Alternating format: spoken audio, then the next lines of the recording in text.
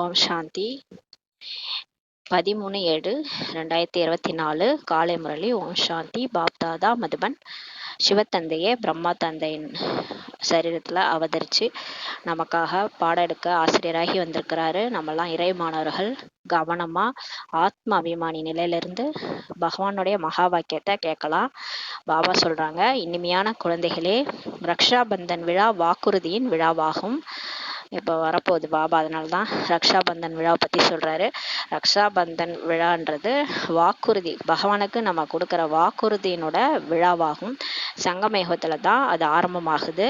இங்கே நம்ம கொண்டாடுறது தான் பக்தி மார்க்கத்தில் கொண்டாடுறாங்க. இப்போ நம்ம எதுக்காக நம்ம தூய்மை ஆகிறதுக்காக ராக்கி கட்டிக்கிறோம்.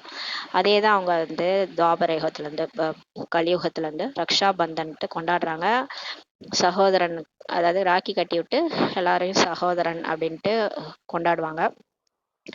அவங்க அண்ணன் தங்கச்சி அந்த மாதிரி கட்டிட்டு கொண்டாடுவாங்க. ஆனால் உண்மையிலே இங்கே நம்ம எல்லாரும் சகோதரர்கள், ஒரு தந்தையினுடைய குழந்தைகள். அதனால் தூய்மையாக இருக்கிறதுக்காக இப்போ நமக்கு பாபா ராக்கி கட்டி விட்றாரு. நமக்கு வாக்குறுதி வாங்குறாரு பாபா நம்மக்கிட்ட. இந்த விழா இந்த சங்கமிகத்தில் தான் ஆரம்பமாகுதுன்னு சொல்லி பாபா சொல்கிறாரு. இப்போது நீங்கள் தூய்மையாகவும் ஆக்குவதற்கும் வாக்குறுதி செய்கிறீர்கள் சொல்லி பாபா சொல்கிறார். நம்மளும் தூய்மையாகி மற்றவர்களையும் தூய்மை ஆக்குவதற்கும் நம்ம இங்கே பாபா கிட்ட வாக்குறுதி செய்கிறோம்னு சொல்லி சொல்கிறாரு. கேள்வி: உங்களுடைய அனைத்து காரியமும் எந்த ஆதாரத்தில் வெற்றி பெறும்? புகழ் எவ்வாறு வெளிப்படும் சொல்லி பாபா சொல்றாரு. இப்போ நமக்கு எல்லாருக்குமே குழப்பமா இருக்குல்ல, எப்படி இந்த ஞானம் நமக்கு புரிஞ்சிருச்சு, மற்றவங்க எப்படி புரியும், இது எல்லாரும் ஒத்துக்குவாங்களா, நம்ம புகழ் எப்படி வெளிப்படும், எந்த ஆதாரத்துல வெற்றி பெறும், இதெல்லாம் நமக்குள்ளார எழுற கேள்விகள் தான். அதுக்கான பதில் பாபா சொல்றாரு. உங்களுடைய எல்லா காரியமும் எந்த ஆதாரத்தில் வெற்றி பெறும், புகழ் எப்படி வெளிப்படும்? பதில்: ஞான பலத்தோடு யோக பலமும் சேரும்போது தான் எல்லா காரியமும் தானாகவே நடப்பதற்கு தயாராகும் சொல்லி பாபா சொல்றாரு. பாருங்களேன், இப்போதைக்கு நமக்கு ஞான பலம் தான் இருக்குது, ஞானம் மட்டும் புரியுது, நல்லா ஞானம் கேட்குறோம், அவ்வளோதான். ஆனால் யோகா பாபா நினைக்கிறதே இல்லை. அந்த ஞானமும் யோகமும் சேரும்போது தான் எல்லா காரியமும் தானாகவே நடப்பதற்கு தயாராகும்னு சொல்கிறாரு. யோகம் என்பது மிகவும் ரகசியமானது. ஆனால் யோகாவை நம்ம இப்போ ஞானம் முரளி படிக்கிறாங்க, சென்டரில் கேட்குறாங்க, நம்ம இவங்க வராங்க கேட்குறாங்கன்னு தெரியுது. ஆனால் யோகா பண்ணுறாங்களான்றது தெரியாது இல்லையா? நம்ம மனசால் நம்ம நினைக்கிறது தான். இந்த யோகம்ன்றது மிகவும் ரகசியமானதுன்னு சொல்லி பாபா சொல்கிறாரு. இதன் மூலம் தான் நீங்கள் உலகத்துக்கே எஜமானர்களாக ஆவீர்கள். நம்ம யோக பலத்தின் மூலமாக தான் நம்ம உலகத்துக்கே எஜமானராக ஆக போகிறோம். இது எப்படி சாத்தியம்? இது உலகத்தினர் கேட்பாங்க, என்னங்க எப்படி உலகத்துக்கே எஜமானர் ஆக முடியும், இதெல்லாம் எப்படி நம்புறீங்கன்னு கேட்பாங்க. ஆனால் இது ரொம்ப ரகசியமானதுன்னு சொல்லி பாபா சொல்கிறாரு. நம்ம ஆத்ம உணர்வுலேருந்து பாபா நினைக்க நமக்கு சக்தி கிடைக்குது. இந்த சக்தியின் மூலமாக நம்ம உலகத்துக்கே எஜமானராக கத்தியின்றி ரத்தமின்றி ஆக போகிறோம். எந்த ஒரு ஆர்ப்பாட்டம் இல்லாமல் உலகத்தையே நம்ம ஆள போகிறோம். அதை பாபா சொல்கிறார். யோகத்திலிருந்து புரிய வைத்தால்தான் பத்திரிகையாளர்கள் தானாகவே உங்கள் செய்தியை வெளியிடுவார்கள். இப்போ நீங்கள் பத்திரிகையாளர்கிட்ட போயிட்டு, அந்த காலத்தில் பத்திரிகையாளர் மூலமாக நமக்கு அவமானம் ஏற்பட்டது, பிரம்மா பாபாவுக்கு அவமானம் ஏற்பட்டது.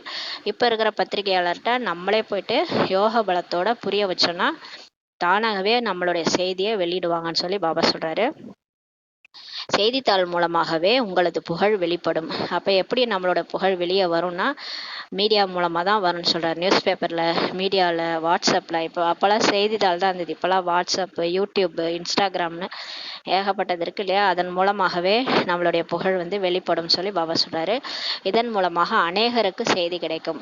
அதன் மூலமாக நம்ம 1-2 பேர், பக்கத்து வீட்டில் இருக்கிறவங்க, நம்ம உறவினர்களுக்கு தான் சொல்லிட்டு இருக்கிறோம் வாயால் சொல்லும்போது. இதே நிறைய பேருக்கு போகணுன்னா நம்ம என்ன பண்ண முடியும்? போய் சொல்ல முடியுமா? இப்போ எல்லா ஊர் ஃபுல்லாக சொல்லணும்னா எப்படி நம்ம போய் அலைய முடியாது இல்லையா? பாபா சொல்கிறாரு, நீங்கள் கொஞ்சம் பேருக்கு தான் சொல்லிட்டு இருந்தீங்க, போக போக பாருங்கள், செய்தித்தாள் மூலமாக உங்களோட புகழ் வெளிப்படும், அநேகருக்கு செய்தி கிடைக்கும்னு சொல்லி பாபா சொல்கிறாரு. ஓம் சாந்தி. இன்று குழந்தைகளுக்கு ரக்ஷாபந்தன் பற்றி புரிய வைக்கப்படுகிறது. இன்னைக்கு பாபா எதுக்கு வந்திருக்கிறாருன்னா, ரக்ஷாபந்தன் பற்றி நமக்கு சொல்கிறதுக்கு வந்திருக்கிறார், புரிய வைக்கிறாரு. என்றால் இப்போது அருகாமையில் வருகின்றது. ஏன்னா இப்போ ரக்ஷாபந்தன் திருவிழா அருகாமையில் அடுத்து வரப்போகுதுன்னு சொல்லி சொல்கிறாரு. குழந்தைகள் ராக்கி அணிவிக்க செல்கின்றனர்.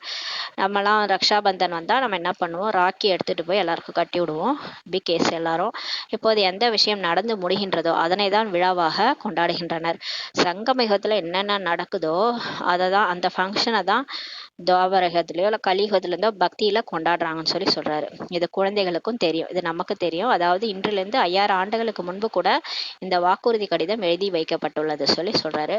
நம்ம இதே மாதிரி தான் போன கல்பத்துலேயும் ரக்ஷாபந்தனில் பாபாட்ட ராக்கி கட்டிக்கிட்டு வாக்குறுதி கடிதம் எழுதி கொடுத்தோன்னு சொல்லி சொல்கிறாரு. அதுக்கு நிறைய பெயர் கொடுத்தார்கள். இதுதான் தூய்மையின் அடையாளம் சொல்லி சொல்கிறாரு. நிறைய பெயர் அதுக்கு கொடுத்தாங்க. ஆனாலும் இந்த ராக்கி ஃபங்க்ஷன் தான் தூய்மையினுடைய அடையாளம் சொல்லி சொல்கிறார். அனைவருக்கும் சொல்ல வேண்டியுள்ளது, தூய்மை ஆவதற்கு ராக்கி அணிவிங்கள் என்று.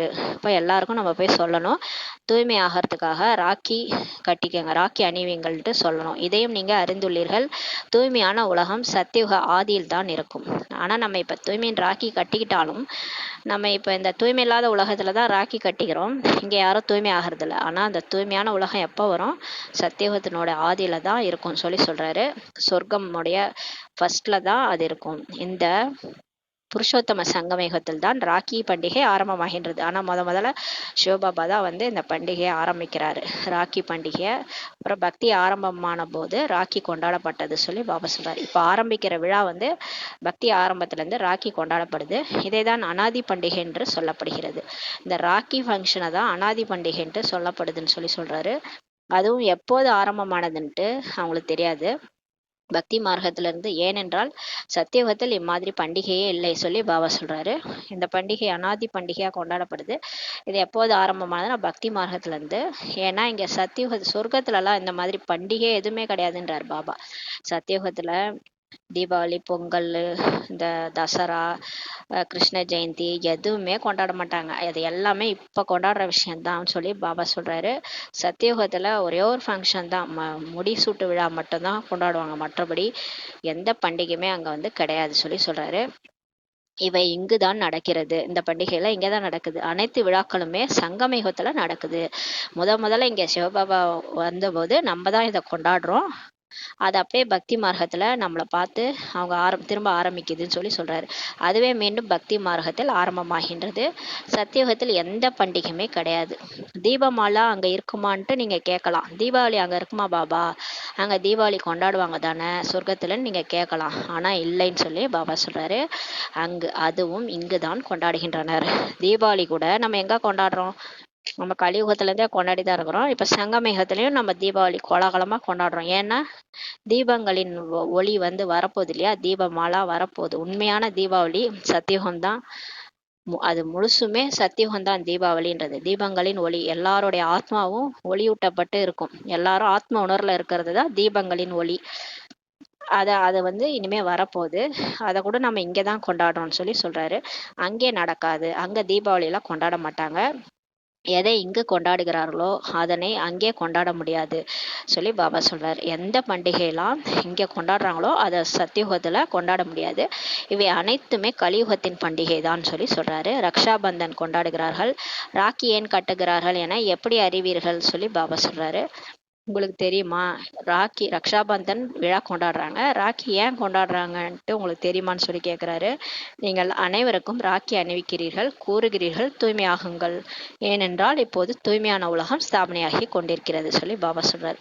நம்ம எல்லாருக்கும் ராக்கி அணிவிச்சு தூய்மையா இருங்க, ஆத்மான்னு புரிஞ்சு பரமாத்மாவை நினைங்க. ஏன்னா தூய்மையான உலகம் இப்போ ஸ்தாபனை ஆயிட்டு இருக்குன்னு நம்ம சொல்கிறோம். திருமூர்த்தி சித்திரத்திலும் எழுதப்பட்டிருக்கிறது, தூய்மையான உலகம் பிரம்மா மூலமாக ஸ்தாபனை ஆகிறதுன்னு சொல்லி நம்ம திருமூர்த்தி சித்திரத்தில் எழுதியிருக்கிறோம். திருமூர்த்தினா அந்த பிரம்மா, விஷ்ணு, சங்கர், மேலே சிவபாபா இருப்பாங்க. பிரம்மா மூலமாக ஸ்தாபனைன்ட்டு நம்மளுடைய பிரம்மா பாபாவுடைய படம் இருக்கும், அதிலே எழுதப்பட்டிருக்குது. எனவே தூய்மையாவதற்காக ரக்ஷாபந்தன் இப்போ கொண்டாடப்படுகிறது சொல்லி சொல்றாரு. அப்போ ரக்ஷாபந்தனுடைய ஏம் என்னது, குறிக்கோள் என்னதுன்னா, நம்ம போய் எல்லாருக்கும் ராக்கி கட்டி விடுறோம். எதுக்காகனா தூய்மை ஆகுங்க, ஏன்னா தூய்மையான உலகம் வந்துட்டு இருக்குது, அப்போதான் அங்கே போக முடியும். அதனால இங்கே தூய்மை ஆகுங்கன்னு சொல்லி நம்ம கட்டி விடுறோம். இப்போது ஞான மார்க்கத்தின் நேரம் சொல்லி பாபா சொல்றாரு. இப்போ நம்ம பக்தியெல்லாம் முடிஞ்சிருச்சு, இப்போ ஞான மார்க்கத்தினுடைய நேரம் வந்துருச்சு. குழந்தைகளாகிய உங்களுக்கு இப்போ புரிய வைக்கப்பட்டிருக்கிறது. பக்தியை பற்றி யாராவது கூறினால் அவர்களுக்கு ஒரு பகவான் தான் அவரே முழு உலகத்தையும் நிர்விகாரி ஆக்குகிறார் அப்படின்னு சொல்லி சொல்லுங்க. அவங்க சொல்லுங்க, ஒரே ஒரு பகவான் தான். பக்தியை பற்றி யாராவது கேட்டாங்கன்னா சொன்னாங்கன்னா ஒரே ஒரு கடவுள் தான், கடவுள் ஒருவரே. அவர் தான் இந்த முழு உலகத்தையும் தூய்மையாக்குறாரு, நிர்விகாரி ஆக்குறாருன்னு சொல்லுங்க. பாரதம் நிர்விகாரியாக இருந்தபோது முழு உலகமுமே நிர்விகாரியாக இருந்தது. பாரதம் நிர்விகாரியா ஆவதன் மூலம் முழு உலகமே நிர்விகாரியா ஆகுதுன்னு சொல்லி பாபா சொல்றாரு. பாருங்க, இந்த பாரதத்துலதான் இருக்குது எல்லா பிரச்சனையுமே. இந்த பாரதம் எப்ப தூய்மை ஆகுதோ அப்ப முழு உலகமே தூய்மை ஆயிடுது. இந்த பாரதம் எப்ப வீணா போயிடுதோ அப்ப முழு உலகமே வீணா போயிடுது சொல்லி பாபா சொல்றாரு. பாரதத்தை உலகம் என்று சொல்வதில்லை, ஆனா பாரதம் தான் உலகம்னு கிடையாது. பாரதம் ஒரு கண்டமா தான் இருக்குது உலகத்துல. இருந்தாலும் பாரதத்தை அடிப்படையில தான் உலகமே இயங்குதுன்னு சொல்லி சொல்றாரு. குழந்தைகள் அறிவீர்கள், புதிய உலகுல ஒரே ஒரு பாரத கண்டம் தான் இருக்கும். நமக்கு தெரியும், புது உலகத்துல ஒரே ஒரு பாரத கண்டம் தான் ஆளிலை ஷேப்ல இருக்கும். அதுலதான் கிருஷ்ணர் வந்து பிறக்கிறாரு. பாரத கண்டத்தில் அவசியம் மனிதர்கள் கூட இருந்திருப்பார்கள். கண்டிப்பா பாரத கண்டம் புது உலகத்துல இருக்கும்போது மனிதர்கள் கண்டிப்பா இருந்திருப்பாங்க. ஆனா அவங்க தேவதைகளா இருந்திருப்பாங்க. பாரதம் வந்து சத்திய கண்டமா இருந்தது. உலகத்தின் ஆரம்பத்தில் தேவதா தர்மமே இருந்தது சொல்லி பாபா சொல்றார். இதெல்லாம் பகவானுடைய மகா வாக்கியம். இதெல்லாம் நமக்கு தெரியாது, இந்த கடவுள் சொல்லிதான் நமக்கே புரியுது. ஆரம்ப காலத்துல பாரதம் மட்டுமே உலகத்துல இருந்தது, அதுவும் சத்திய கண்டமா இருந்தது. அப்ப வந்து தேவதா தர்மம் மட்டும்தான் இருந்தது. அதை தான் நிர்விகாரி தூய்மையான தர்மம் என சொல்லப்படுகிறது சொல்லி சொல்றாரு. இந்த தர்மத்துக்கு இது களங்கம் வந்ததுனாலதான் இப்ப கடவுளே வந்திருக்கிறாரு அந்த தூய்மையான தர்மத்தை ஸ்தாபனை செய்யறதுக்காக. ஆக 5000 ஆண்டுகளுக்கு முன்பாக அந்த தர்மம் இருந்தது. இப்போது இந்த பழைய உலகத்தின் மீதி கொஞ்ச நாட்கள் தான் இருக்குதுன்னு சொல்லி பாபா சொல்றாரு. இப்ப இது பழைய உலகம், இதை சொல்லிட்டார்ல, இடிஞ்சு போற வீடு மாதிரி இருக்குது. இந்த வீடு, பழைய வீடை இடிச்சுட்டு புது வீடு கட்டணும்னு சொல்லி பாபா சொல்றாரு. இன்னும் கொஞ்ச நாள் தான் இருக்குது சொல்லி சொல்றாரு. நிர்விகாரியாக எவ்வளவு நாள் ஆகின்றது. ஆனாலும் வந்து பாபா வந்து பாடம் எடுத்தாலும் இவங்களை நிர்விகாரியா ஆக்கிறதுக்குள்ள எவ்வளவு நாள் ஆகுது, நேரமாக தான் செய்கிறது சொல்லி பாபா சொல்றாரு. இங்கு கூட தூய்மையாக முயற்சி செய்கிறார்கள். இப்ப கூட எல்லாரும் தூய்மையாக முயற்சி செய்யறாங்க. அதனால அனைத்தையும் விட பெரிய விழாவே இந்த ரக்ஷா பந்தன் தான் சொல்லி பாபா சொல்றாரு. வாக்குறுதி செய்ய வேண்டும். இப்ப நீங்க வந்து பாபாட்ட வாக்குறுதி கொடுக்கணும். என்ன கொடுக்கணும்? பாபா, நாங்கள் அவசியம் தூய்மை ஆவோம், இதை அனைத்தையும் விட பெரிய விழாவாக புரிந்து கொள்ள வேண்டும் சொல்லி பாபா சொல்றாரு. எல்லாத்த விட பெரிய விழாவா ரக்ஷா பந்தனை தான் நீங்க கொண்டாடணும், புரிஞ்சுக்கணும். அனைவரையும் அழைக்கின்றனர், ஹே பரம்பிதா பரமிதா பரமாத்மா. அவ்வாறு சொல்லியும் கூட பரம்பிதா என்பது புத்தியிலே வரவே இல்லை சொல்லி பாபா சொல்றாரு. எல்லாரும் கூப்பிடுறாங்க, ஹே பரம்பிதா பரமாத்மான்ட்டு சொல்லி கூப்பிடுறாங்க. ஆனா பரமபிதா அவரு எல்லாருக்கும் தந்தை, அவரு உயர்ந்ததிலும் உயர்ந்த தந்தைன்ட்டு புத்தியில வரல. நீங்கள் அறிந்துள்ளீர்கள், ஜீவ ஆத்மாக்களுக்கு ஞானம் கொடுப்பதற்காக பரம்பிதா பரமாத்மா இப்போது வந்திருக்கிறார். ஆத்மா பரமாத்மாவை பிரிந்து இருந்தது. இந்த சந்திப்பு இந்த சங்கமயுகத்தில் மட்டுமே ஏற்படுகிறது சொல்லி பாபா சொல்றார். நமக்கு தெரியும், நமக்கு ஞானம் கொடுக்கறதுக்கு தான், உடல்ல இருக்கிற ஆத்மா நமக்கு ஞானம் கொடுக்கறதுக்கு தான் கடவுளே வந்திருக்கிறாரு. இந்த கடவுளும் நம்மளும் ரொம்ப நாளா பிரிஞ்சிருந்தோம், ஆத்மாவும் பரமாத்மாவும் ரொம்ப நாளா பிரிஞ்சிருந்தோம். இந்த இந்த சந்திப்பு இந்த சங்கமேகத்துலதான் ஏற்படுது. இதைதான் கும்பமேளான்னு சொல்லப்படுது சொல்லி பாபா சொல்றாரு. அவங்க கும்பமேளா கொண்டாடுறாங்களா, நதியும் கடலும் சந்திக்கிறது கும்பமேளான்ட்டு கொண்டாடுவாங்க இந்த பிரம்மபுத்திரா நதி கிட்ட.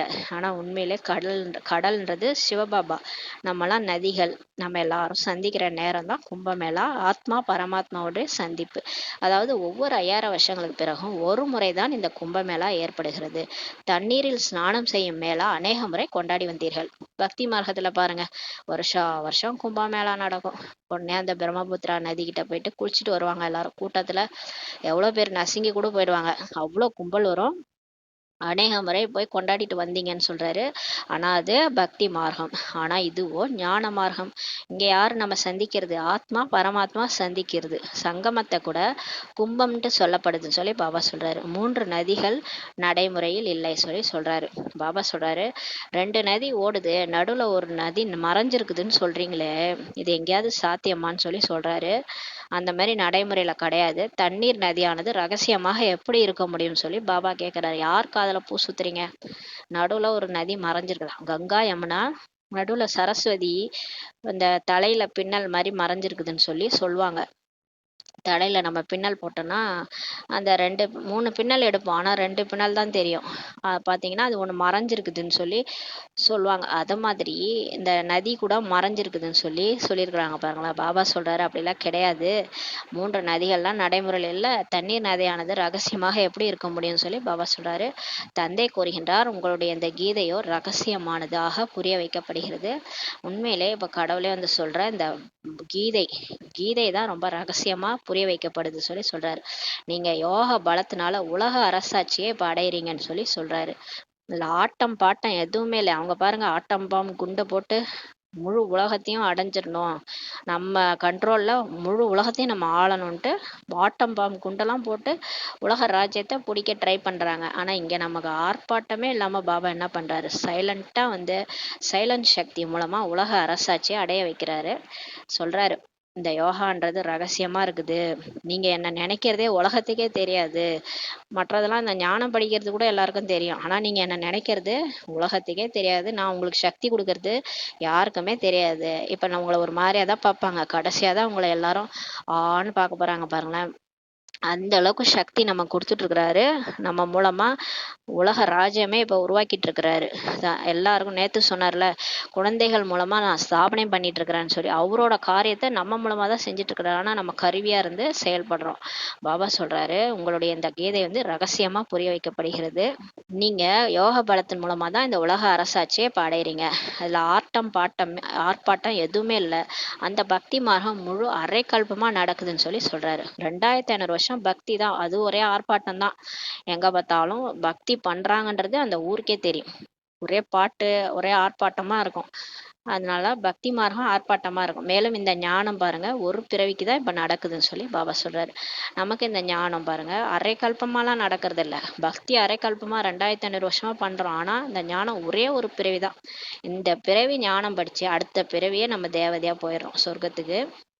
ஒரு பிறவி தான் இந்த ஞானமே கிடைக்குது. பிறகு 2 யுகம் பாருங்க, 2500 வருஷம் இந்த நம்ம இப்ப படிக்கிற ஞானத்தினுடைய பிராப்தி நமக்கு கிடைக்குது சொல்லி சொல்றாரு. ஞானம் இருப்பதில்லை, பக்தி என்பது துவாபரக கலியுகத்தில் நடக்கிறது சொல்லி சொல்றாரு. அதுக்கப்புறம் ஞானம் இருக்காது. அவங்க வந்து ஆத்மான்ற ஞானம் மட்டும்தான் இருக்கும். மற்ற ஞானம்லாம் மறைஞ்சு போயிடும். அதுக்கப்புறம் பக்தி வரும். பக்தி துவாபரக கலியுகத்திலிருந்து நடக்குது. ஞானம் ஒரு முறை மட்டும்தான் கிடைக்கிறது. அது கடவுளே வந்து இந்த கடைசி பிறையில போனா போட்டோன்ட்டு நமக்கு எல்லா ரகசியத்தையும் புரிய வைக்கிறார். அதுக்கப்புறம் தான் நம்ம மனசு அமைதியாகி சைலன்ஸ்ல போயிட்டு நம்ம தேவதையா ஆகிறோம். பிறகு அதனோட பிராப்தி வந்து நமக்கு 21 பிறவிக்கு தொடர்கிறது சொல்லி பாபா சொல்றாரு. இப்போது உங்களுடைய கண்கள் திறந்து விட்டது. இப்போ உங்களுக்கு 3வது கண் திறந்துருச்சு. உங்களுக்கு எல்லாமே புரிஞ்சிருச்சு. இதற்கு முன் அஞ்ஞான தூக்கத்துல நீங்க இருந்தீங்க இல்லையா, இந்த முரளியை இன்னைக்கு கேட்டவங்க எல்லாருக்குமே 3வது கண் திறந்துருச்சு. புத்தி போட்டு ஓப்பன் ஆயிடுச்சு. இன்னைக்கு இதுக்கு முன்னாடி நம்ம அஞ்ஞான தூக்கத்துல தான் இருந்தோம்னு சொல்லி பாபா சொல்றாரு. நம்ம இருந்தோன்ட்டு அவர் சொல்றாரு. இப்போது ரக்ஷா பந்தனத்தில் பிராமணர்கள் ராக்கி அணிவிக்கின்றனர். இப்போ பிகேஸ் வந்து ரக்ஷா பந்தன் விழா கொண்டாடி எல்லாருக்கும் ராக்கி அணிவிக்கிறாங்க. நம்ம கூட பிராமணர்கள் தான். அவர்களோ குக வம்சாவளி பிராமணர்கள், வயிற்று மூலமா பிறந்தவங்க, விகாரத்தின் மூலமா பிறந்த பிராமணர்கள். நம்ம வந்து முக வம்சாவளி, பிரம்மா முக வம்சாவளி, பிரம்மாவனுடைய வாய் மூலமா பிறந்த வந்த வம்சாவளி நம்ம பிராமணர்கள். அவங்க வேற பிராமணர்கள். அவங்களும் ராக்கி கொண்டாடுறாங்க, நம்மளும் இப்ப ராக்கி கொண்டாடுறோம். பக்தி மார்க்கத்தில் எவ்வளவு மூட நம்பிக்கை இருக்கிறது. புதைக்குழியில் மாட்டிக்கொண்டுள்ளனர். பக்தி மார்க்கம்ன்றது ஒரு புதைக்குழி மாதிரின்னு சொல்லி பாபா இன்னைக்கு சொல்றாரு. அதுல போய் மாட்டினா வரவே முடியாது, அவ்வளவு மூட நம்பிக்கை இருக்குதுன்னு சொல்லி சொல்றாரு. புதைக்குழியில் கால் வைத்தால் மாட்டிக்கொள்வார்கள் தானே. ஆக பக்தியின் புதைக்குழியில் மாட்டிக்கொண்டு ஒரேடியாக கழுத்து வரை மூழ்கிவிட்டனர் சொல்லி பாபா சொல்றாரு. இந்த பக்தின்றது புதைக்குழியா, அதுல போய் நம்மளாம் மாட்டிக்கிட்டோமா, கழுத்து வரைக்கும் மூழ்கிட்டோமா. பாபா தான் வந்து உச்சி குடுமையை பிடிச்சி இழுக்கிறாராம். இன்றைக்கு அதை சொல்றார் நமக்கு. அப்போது மீண்டும் காப்பாற்ற தந்தை வருகிறார். அப்பதான் பாபா நம்மளை காப்பாத்த வராராம். எதுல இருந்து காப்பாத்த? பக்தியில இருந்து காப்பாத்த ஞானம் கொடுக்குறாரு. மற்றபடி குடுமி தான் இருக்கிறது, பிடிப்பதற்கு வேண்டும் வேண்டும் தானே, அதனால குடுமி மட்டும் இருக்குதான். அப்ப பிடிக்கிறதுக்காக குடுமி இருக்குதா, அதை பிடிச்சி இழுக்கிறாராம். குழந்தைகள் புரிய வைப்பதற்கு மிகவும் முயற்சி செய்கின்றனர். இப்ப பாருங்க, நம்ம இந்த ஞானத்தை புரிய வைக்கிறதுக்குள்ள படாத பாடா இருக்குது. எல்லாரையும் நம்ப வைக்க பாபா வந்துட்டாருன்னு நமக்கு தெரிஞ்சிச்சு. ஆனா அதை புரிய வைக்கிறதுக்கு மத்தவங்களுக்கு நம்ம எவ்வளவு முயற்சி செய்யறோம்னு சொல்லி பாபா பார்த்துட்டு சொல்றாரு. கோடிக்கணக்கான மனிதர்கள் இருக்கிறாங்க. ஒவ்வொருவரின் பக்கம் செல்ல கடினமாக இருக்கிறது. எவ்வளோ உலகத்துல எவ்வளோ பேர், இந்த 33 கோடி தேவர்கள் தேவதைகள் இருக்கிறாங்க. எல்லாரையும் நம்ம எப்படி புரிய வச்சு எப்படி அவங்கள தனக்கு சமமா மாத்துறது, ரொம்ப கஷ்டமா இருக்குதுன்னு சொல்லி சொல்றாரு. செய்தித்தாள் மூலமாக உங்களுக்கு அவப்பெயர் ஏற்பட்டது. ஆரம்ப காலத்துல செய்தித்தாள் மூலம்தான் அந்த பிரம்மா பாபாவுக்கு அவப்பெயர் ஏற்பட்டது. 16,108 ராணி கேக்குதான்னு சொல்லி எழுதி போட்டுட்டாங்க. அப்புறம் பாபா வந்து அவங்களுக்கு ஸ்வீட் செஞ்சு கொடுத்து அனுப்பிச்சாரு. அவங்க பொண்ணு மூலமா ஸ்வீட் செஞ்சு கொடுத்து அனுப்பிச்சாரு. நீங்க வந்து நல்லது செஞ்சிருக்கேன்னு சொல்லிட்டு அவங்களுக்கே ஸ்வீட் செஞ்சு கொடுத்து அனுப்பிச்சாரு. அப்ப அதே செய்தித்தாள் மூலமா உங்களுக்கு நல்லது நடக்கும், அதுவும் டிராமாவுடைய கடைசியில நடக்கும்னு சொல்லி பாபா சொல்றாரு. இவர்கள் வசப்படுத்துகிறார்கள், வீடு வாசலை விட வைக்கின்றனர். ஆரம்பத்துல என்ன அவப்பெயர் ஏற்பட்டதுன்னா, இவங்க பிகேஸ் என்ன பண்றாங்க, எல்லாரையும் வசப்படுத்துறாங்க. யாரெல்லாம் இங்க போறாங்களோ அப்படியே என்ன ஆயிடுறாங்க, மாறி போயிடுறாங்க. என்னன்னே தெரியல, இங்க ஏதோ மாயாஜாலம் பண்றாங்க. வீடு வாசலை விட வைக்கிறாங்க. யாரெல்லாம் அங்க போறாங்களோ வீடு வாசலை விட்டே போயிடுறாங்க. இப்பெல்லாம் பாபா அதுக்கே சொன்னாரு, இல்லறவாசிகள் வீட்டுல இருந்தே முயற்சி பண்ணுங்கன்னு தான். கணவன் மனைவி ஒன்னா இருந்தாலும் தூய்மையா இருங்க, வீட்டுல இருந்தே முயற்சி பண்ணுங்கன்னா பாபா சொன்னாரு. இதுல சில சகோதரிகள் வீடு வாசலை விட வேண்டியதா இருந்துச்சு. அதை பார்த்துட்டு வீடு வாசலை விட வைக்கிறாங்க, இங்க ஏதோ மாயாஜாலம் பண்றாங்க, சகோதரன் சகோதரி ஆக்குகின்றனர் என ஆரம்பத்தில் பரவியது.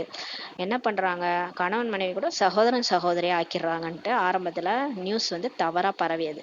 செய்தித்தாளம் மூலம்தான் குழப்பம் கூட ஏற்பட்டது சொல்லி பாபா சொல்றாரு. ஆனா இப்போது ஒவ்வொருவருக்கும் புரிய வைக்க முடியாது. இப்ப இவ்வளோ பேர் இருக்கிறாங்க, நம்ம போயிட்டு எத்தனை பேருக்கு புரிய வைக்கிறது? பிறகு உங்களுக்கு செய்தித்தாள் காரியத்தில் பயன்படும். அதனாலதான் இப்ப மீடியா உங்களுக்கு பயன்படும். ரொம்ப ஈஸியா நீங்க சொல்லிடலாம். யாராவது பார்த்தாங்கன்னா அப்படியே பார்த்துக்குவாங்க. செய்தித்தாள்னா எங்க பார்த்தாலும் பரவிடும் இல்லையா? இப்பதான் மீடியா யூடியூப்லாம் வந்துருச்சு. அதன் மூலமா நீங்க அதுல போட்டீங்கன்னா யார் வேணாலும் பார்த்துருவாங்கன்னு சொல்லி சொல்றாரு. செய்தித்தாள் மூலமாகவே உங்களது புகழ் கூட வெளிப்படும் சொல்லி பாபா சொல்றாரு. இப்ப அப்படிதான் நடந்துட்டு இருக்குது. பத்திரிகையாளர்கள் புரிந்து கொள்ள என்ன செய்வது என சிந்தனை செய்யுங்கள். இப்ப நம்ம பத்திரிகையாளர்கள்லாம் கரெக்டா இப்ப வந்து பரவிட்டு இருக்குது, இருந்தாலும் சரியா கடவுள் வந்துட்டாருன்னு புரிஞ்சுக்கல யாரும். அப்ப அதை புரிஞ்சுக்கிறதுக்காக என்ன செய்யறதுன்ட்டு சிந்தனை செய்யுங்கள் சொல்லி பாபா சொல்றாரு. ரக்ஷா பந்தன் என்பதன் அர்த்தம் என்ன? தந்தை வருகின்றார் தூய்மையாக்குவதற்காக. குழந்தைகளிடம் தந்தை தூய்மைக்கான உறுதிமொழி பெற்றுள்ளார். இது வந்து இப்ப ரக்ஷா பந்தனுடைய அர்த்தம் என்னன்றத சரியா புரிய வைங்க, சிந்தனை பண்ணி புரிய வைங்கன்னு சொல்லி சொல்றாரு. இப்ப கடவுளே வந்துட்டாரு தூய்மையாக்குவதற்காக. எல்லாரையும் தூய்மையாக்கி தான் கூட்டு போவார் பரந்தாமத்துக்கு. தூய்மையாகாம யாரும் போக முடியாது. குழந்தைகளிடம் தந்தை இப்ப உறுதிமொழி பெற்றுள்ளார். தூய்மை எழுந்தவர்களை தூய்மையாக்குபவர் ராக்கி அணிவிக்கின்றார் சொல்லி பாபா சொல்றாரு. இப்ப நம்மளாம் தூய்மை இழந்துட்டோம், நம்மளை தூய்மையாக்குறதுக்காக அவரே வந்திருக்கிறாரு. தூய்மையாக்குபவர் பத்தித்த பாவனர் வந்து நமக்கு ராக்கி அணிவிக்கின்றார் சொல்லி சொல்றாரு. ஸ்ரீகிருஷ்ணரின் பிறந்த நாளை கொண்டாடுகின்றனர். பிறகு அவசியம் சிம்மாசனத்தில் அமர்வார். இப்ப கிருஷ்ண ஜெயந்தி கொண்டாடுறோம். ஸ்ரீகிருஷ்ணருடைய பிறந்த நாள், கிருஷ்ணர் வந்துட்டாருன்னு நம்ம பாதம்லாம் போட்டு பக்தி மார்க்கத்துல கொண்டாடுவாங்க. அவசியம் அவர் வந்து சிம்மாசனத்துல அமருவார். ஆனா வந்து பட்டாபிஷேகம் ஒருபோதும் காட்டுவதில்லை. கிருஷ்ணருக்கு பட்டாபிஷேகம் நடந்த மாதிரி ஒருபோதும் பக்தி மார்க்கத்துல எந்த ஒரு படமுமே இல்லை. அப்ப பாருங்க, கிருஷ்ணர் தான் பெருசாகி நாராயணன் ஆகிறாரு, அவருக்கு தான் பட்டாபிஷேகம் நடந்திருக்குது. அதனாலதான் கிருஷ்ணருக்கு பட்டாபிஷேகம் காட்டல. ஏன்னா அவரே தான் நாராயணன் ஆகிறாரு. சத்தியுக ஆரம்பத்துல லட்சுமி நாராயணன் இருந்தாங்க, அவங்களுக்கு பட்டாபிஷேகமும் நடந்திருக்கும் சொல்லி பாபா சொல்றாரு. இளவரசரின் பிறந்த நாளை கொண்டாடுகின்றனர். அப்ப சின்னதா குட்டியா இருக்கும் போதுதான் பிறந்த நாள் கொண்டாடுறாங்க. பிறகு எங்கே பட்டாபிஷேகம் சொல்லி பாபா கேட்கிறாரு. அங்கு சத்தியுகத்துல தீபாவளி அன்று மிகவும் கோலாகலமாக பட்டாபிஷேகம் நடக்கும் சொல்லி பாபா சொல்றாரு. அங்க இங்க எப்படி தீபாவளி நடக்குது இல்லையா, அங்க வந்து கோலாகலமா பட்டாபிஷேகம் நடக்கும் சத்தியுகத்துலன்னு சொல்லி பாபா சொல்றாரு. சங்கம யுகத்துல எந்த விஷயம் இருக்குதோ அவை அங்கு இல்லை. இங்க சங்கம யுகத்துல என்னென்ன விழாலாம் நம்ம கொண்டாடுறோமோ அது அங்க இருக்காதுன்னு சொல்லி சொல்றாரு. ஒவ்வொரு வீட்டிலும் வெளிச்சம் இங்குதான் ஏற்படும். இங்கதான் தீபாவளின்னு ஒண்ணு கொண்டாடி நம்ம வீடு ஃபுல்லா விளக்கு ஏற்றி வைக்கிறோம், தீபம் ஏற்றப்படுகிறது. ஆனா அங்கே வந்து தீபாவளிலாம் கொண்டாடப்படுவதில்லை. அங்கே ஆத்மாக்களின் தீபம் ஒளியேற்றப்பட்டு இருக்கும். அங்க எப்பயுமே ஆத்ம ஒளி.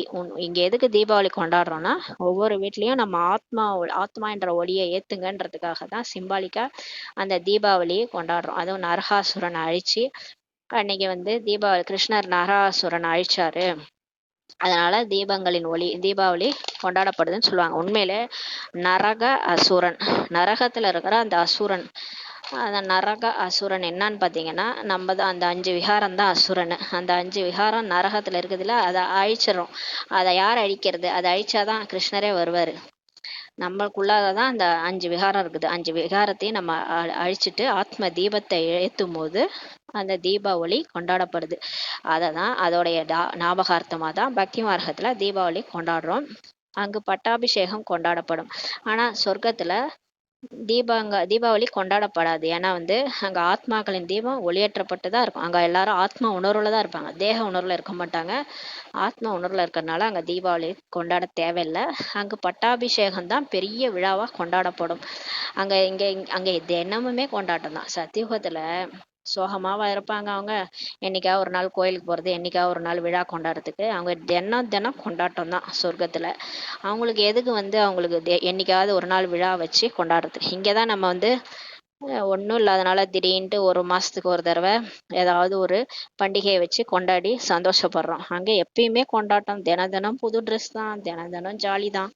தினமுமே அங்கே கொண்டாட்டமாக இருக்கும் சொர்க்கத்தில். அங்கு பட்டாபிஷேகம் தான் கொண்டாடப்படும், விழாவாக கொண்டாடப்படும். தீபாவளி கொண்டாடுவதில்லை சொல்லி பாபா சொல்றார். எதுவரை ஆத்மாக்களின் தீபம் ஒளியேற்றப்படவில்லையோ அதுவரை வீடு திரும்ப முடியாது சொல்லி பாபா சொல்றாரு.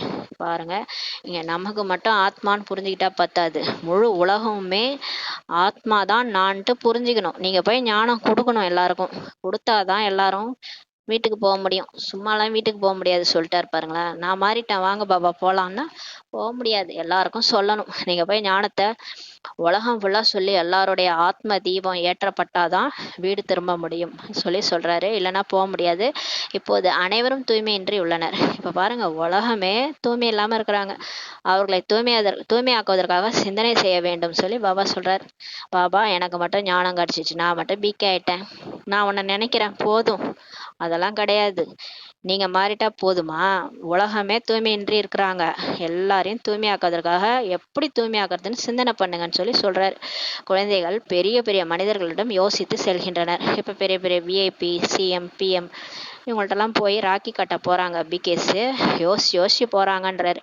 குழந்தைகளின் அவப்பெயர் செய்தித்தாள் மூலமாக ஏற்பட்டது. ஆரம்ப காலத்துல இந்த மாதிரிலாம் பிகேஸ் குடும்பத்தை விட வைக்கிறாங்க, தூய்மையா இருக்க சொல்றாங்க, சகோதரன் சகோதரி ஆக்குறாங்கன்ட்டு அவப்பெயர் ஏற்பட்டது. பிறகு பெருமையும் இந்த செய்தித்தாள் மூலமா தான் உங்களுக்கு ஏற்படும் சொல்லி பாபா சொல்றாரு. சிறிது பணம் கொடுத்தால் நன்றாக போடுவார்கள்.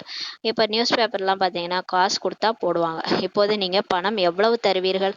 பணம் தருவது கூட லஞ்சமாகும் சொல்லி பாபா சொல்றாரு. அது விதிமுறையற்றதாகும். இப்ப பணம்லாம் நீங்க எவ்வளவு கொடுத்து போடுவீங்க? பணம் கொடுக்கறது கூட லஞ்சம்ன்ற இதுல வருது, அது விதிமுறையற்றதுன்னு சொல்லி சொல்றாரு. இன்றைய காலத்தில் லஞ்சம் இல்லாமல் காரியமே நடப்பதில்லை. இப்ப பாருங்களேன், எந்த ஒரு விஷயம் எங்க போனாலும் எந்த ஒரு காரியம் நடக்கணும்னாலும் லஞ்சம் இல்லாம நடக்கிறது இல்ல. நீங்களும் லஞ்சம் கொடுக்குறீங்க, அவங்களும் லஞ்சம் கொடுக்குறாங்கன்னா இருவரும் ஒரே மாதிரி ஆகிவிடுவீர்கள் சொல்லி பாபா சொல்றாரு. ஏன்னா இங்கதான் நம்ம கர்மா கான்சியஸா இருக்கணும்ல. நம்ம எந்த கர்மா செஞ்சாலும் அதோடைய கணக்கு வழக்கு நமக்கு வந்துடும். அதனால ஜாக்கிரதையா இருக்கணும். அந்த சாதாரண மனுஷங்களும் லஞ்சம் கொடுக்குறாங்க, நீங்களும் லஞ்சம் கொடுக்குறீங்கன்னா ரெண்டு பேரும் நான் பிகேஸ் மாதிரி. உங்களுக்கும் பிகேஸ்க்கும் நான் பிகேஸ்க்கும் என்ன வித்தியாசம்னு சொல்லி கேட்குறாரு. உங்களுடையது யோக பலத்திற்கான விஷயமாகும். அதனால நீங்க லஞ்சம் கொடுக்க கூடாது.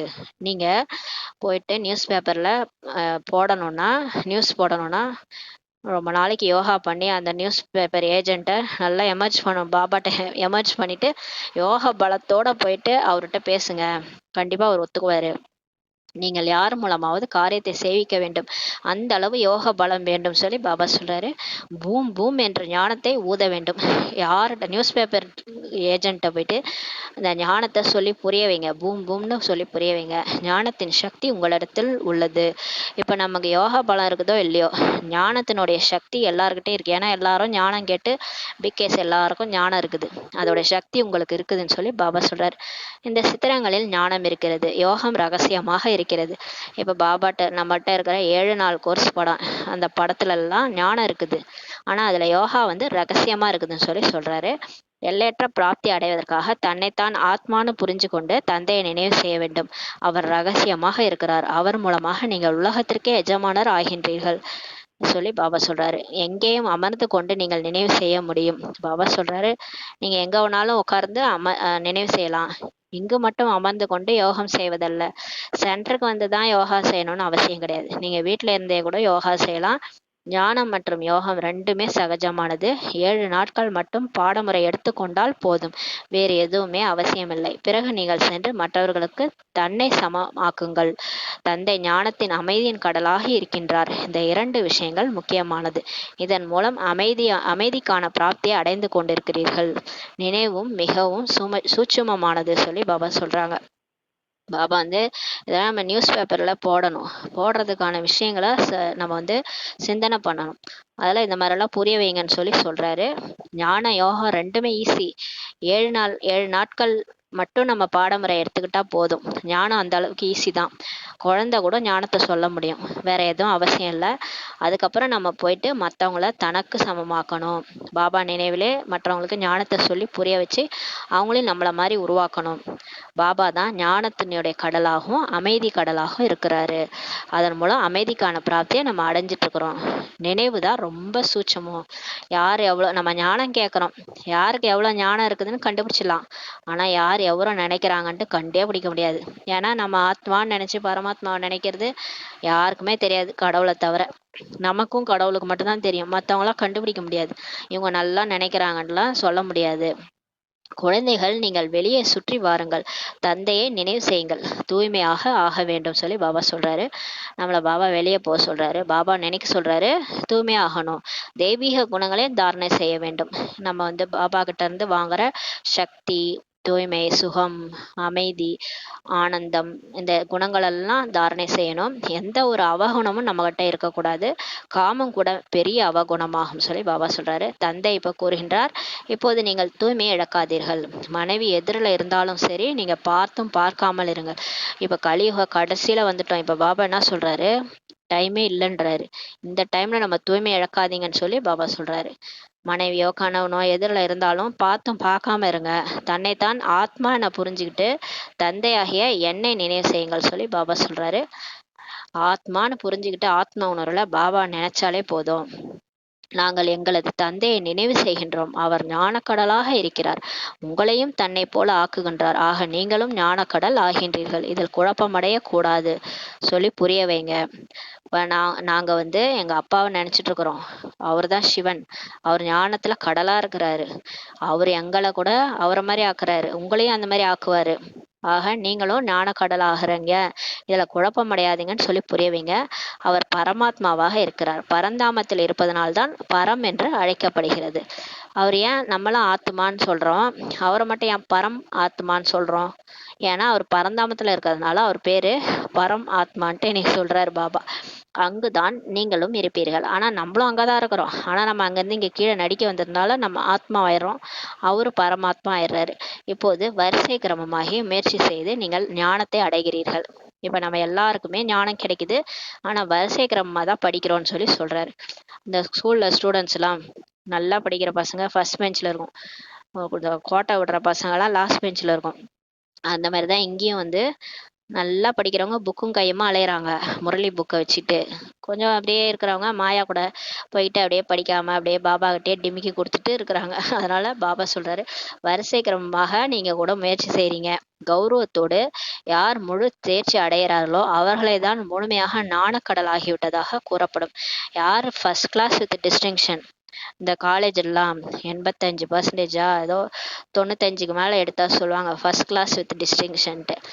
அந்த மாதிரி முழு மார்க் யார் எடுத்து இந்த 4 பாடத்துலையும் ஞானம், யோகம், தாரணை, சேவை, இந்த 4 பாடத்துலையும் முழு மார்க்கு, கொஞ்சம் ஏதாவது ஓரளவுக்கு 75ஆவது எடுக்கலாம், அந்த மாதிரி எடுத்துட்டிங்கன்னா, முழு தேர்ச்சி அடைஞ்சிட்டிங்கன்னா அவங்கள தான் முழுமையான பாப் சமான்னு சொல்ல முடியும். ஞானக்கடல் ஆகிவிட்டதாக சொல்லப்படும் சொல்லி சொல்கிறாரு. அது வரைக்கும் என்னதான் ஞானம் இருந்தால் கூட நம்ம வந்து அறவேக்காடு தான் சொல்லி பாபா சொல்கிறாரு. எப்போ முழு தேர்ச்சி பெறுறோமோ அப்போ தான் முழுமையான ஞானக்கடல்ன்ட்டு சொல்ல முடியும். தந்தையும் ஞானக்கடல், நீங்களும் ஞானக்கடல். ஆத்மாவில் சிறிது பெரிதுலாம் கிடையாது. ஆத்மா பெரிய ஆத்மா, சின்ன ஆத்மாலாம் கிடையாது. உடலில் தான் பெரியவங்க சின்னவங்கன்னு சொல்கிறீங்க. ஆனால் ஆத்மா எல்லாருக்கும் ஒரே சைஸ் தான், பெருசாக சின்னதாலாம் ஆகாது. பாபா எப்படி புள்ளியாக இருக்கிறாரோ அதே மாதிரி தான் நம்மளும் புள்ளியாக அதே சைஸில் தான் இருக்கிறோம். பரமபிதாவும் பெரியதாக இல்லை, அவரும் பெருசாலாம் இல்லை. பரமாத்மானா அவர் பெரிய புள்ளியா இருப்பார் அப்படிலாம் கிடையாது. நம்ம எல்லாரும் ஒரே சைஸில் தான் இருக்கிறோம். ஆனால் உடல் தான் இங்கே வந்து உடல் எடுக்கும்போது தான் உடல் சின்னதாக இருக்குது, பெருசாக இருக்குது, அப்புறம் வயசாயிடுது, அப்புறம் அந்த மாதிரி மாறுது. ஆனால் ஆத்மா மாறதே இல்லை, அப்படியே தான் இருக்குது. ஆயிரக்கணக்கான சூரியனை விட அதிகமான பிரகாசம் உடையவர் என கூறுவது எல்லாம் பொய்யானதாகும். பாருங்க, பரமாத்மாவை பார்க்கவே முடியல, கண்ணு கூசுது. அர்ஜுனன் சொல்றாரு, கிருஷ்ணா நீ வந்து உன்னை பார்க்கவே என்னால் முடியல, கண்ணு கூசுது. பரமாத்மா அவ்வளோ 1000 சூரியனை விட பிரகாசமா இருக்கிறாருன்ட்டு சொல்லியிருக்கிறாங்க சாஸ்திரத்துல. அதெல்லாம் பொய்ன்னு சொல்லி பாபா சொல்றாரு. பாபாவை நம்ம அந்த அந்த மாதிரிலாம் பாபா இருக்க மாட்டார். அவர் கிட்டக நம்ம போகலாம், மனதால நெருங்கலாம். அவரை கிட்டக போனால் அந்த அளவுக்குலாம் கண்ணெல்லாம் கூசாது. நம்ம அவரை என்ன உடம்போடையா போய் பார்க்க போகிறோம்? ஆத்மான்னு புரிஞ்சு அவரை பரந்தாமத்தில் இருக்கிற அவரை நினைக்கிறோம், அவ்வளோதான். நம்ம உடம்போட போய் இந்த இந்த ஊனக்கண்ணாலலாம் நம்ம அவரை பார்க்கறது இல்லை, கண்ணு கூசுறதுக்கு. நம்ம 3வது கண் மூலமா தான் அப்பாவை பார்க்குறோம். நேற்று சொன்னார்ல, பார்வையும் பார்வையும் இணையும் போது பாவம்லாம் அழிஞ்சிரும். அந்த 3வது கண் என்ற உணர்வோடு பாபாவை நினைக்கும் போது தான் நம்ம பாவம் அழிஞ்சிரும்னு சொல்லி நேற்று சொன்னார் இல்லையா? அப்போ இங்கே வந்து 1000 சூரியனை விட பிரகாசமாக்குறாருன்னா அதெல்லாம் கிடையாது, பொய். புத்தியில் எந்த ரூபத்தோடு நீங்கள் நினைவு செய்கிறீங்களோ அது சாட்சாத்காரமாக தென்படுகிறது சொல்லி சொல்கிறாரு. நம்ம எப்படி அவரை நினைக்கிறோமோ அது நமக்கு புத்தியில் காட்சியாக கிடைக்குது. இதை புரிந்து கொள்ள வேண்டும் சொல்லி பாபா சொல்கிறாங்க. இப்போ நம்ம வந்து செந்நிறமான உலகம் அப்படியே ஒரு நம்மளே இமேஜின் பண்ணுறோம். ஏதோ ஒரு ஒரு செவ்வானம் மாதிரி ஒரு உலகம் இருக்குது, அங்கே பாபா புள்ளியா இருக்கிறாரு, நானும் அங்கே புள்ளியா இருக்கிறேன் அப்படின்னு நம்ம புத்தியில என்ன நம்ம ரெக்கார்ட் பண்றோமோ அதுதான் நமக்கு காட்சியா கிடைக்குது. அப்போ ஒவ்வொருத்தருக்கும் ஒரு ஒரு மாதிரி தான் காட்சி கிடைக்கும். ஏன்னா அவங்கவுங்க எப்படி புரிஞ்சுக்கிறாங்களோ அதுபடிதான் பாபா காட்சி காட்டுறாரு. இதை புரிந்து கொள்ள வேண்டும் சொல்லி சொல்றாரு. ஆத்மாவின் சாட்சாத்காரம் அல்லது பரமாத்மாவின் காட்சி சாட்சாத்காரம் இரண்டும் ஒன்றாகி விடுகிறது சொல்லி பாபா சொல்றாரு.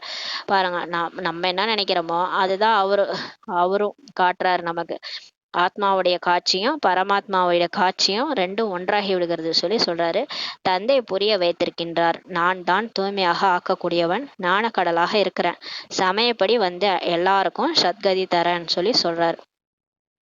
இந்த உலகத்தை யாராலையும் பெரிய தொடப்பம் வச்சுலாம் பெருக்க முடியாது, தூய்மையா ஆக்க முடியாது, யாராலையும் முடியாது. மனுஷன் நினைச்சாலும் முடியாது, கடவுள் தான் பண்ணுவார். அவர் தான் வராரு, சொல்றாரு, நான் தான் உங்க உலகத்தையே தூய்மைப்படுத்துவேன், ஞான கடலாவும் நான் தான் இருக்கிறேன், நான் ஆத்மாவை தூய்மை பண்ணிட்டு போயிடுவேன், அப்புறம் உலகம் தானாவே தூய்மையாயிடும். 5 தத்துவங்களும் அதோட சுய ரூபத்தை காட்டி கடைசியில முடிச்சிடும், டிராமாவை ஃபினிஷ் பண்ணிடும்.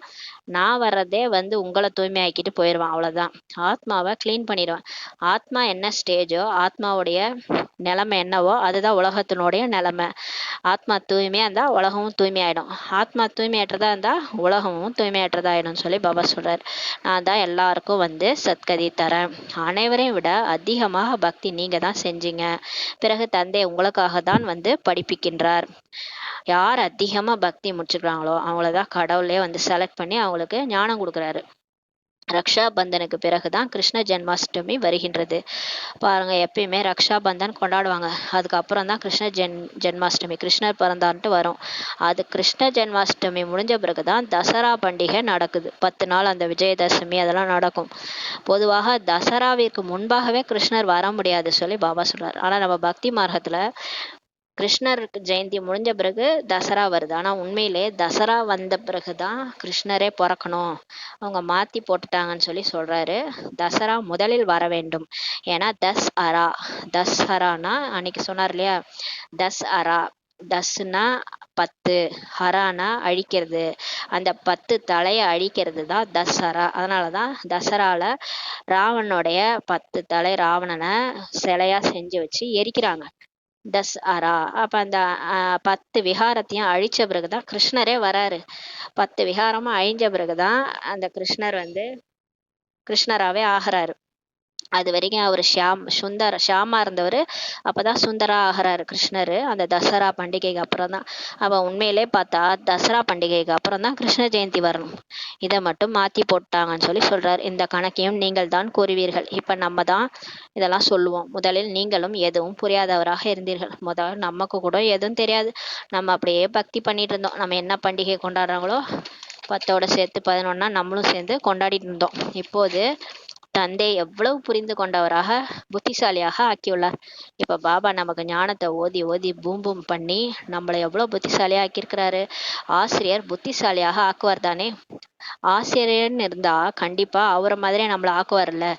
இப்போ மேக்ஸ் டீச்சர் கூட இருக்கிறாரு, அவருக்கு என்ன மேக்ஸ் தெரியுமோ அதெல்லாம் போட்டு சொல்லி கொடுத்து அந்த ஸ்டூடெண்ட்ஸையும் புத்திசாலியாக்குவாங்கல்ல. அதே மாதிரி தான் இங்கே பாபாவும் ஞானத்தில் கடலாக இருக்கிறாரு. அவர் நம்மளையும் ஞான கடலாக ஆக்குறாரு. அவர் புலிக்கு பிறந்தது பூனை ஆகுமான்ற மாதிரி சர்வ சக்திவானோட குழந்தையும் சர்வ சக்திவானாகவே ஆக்குறாரு.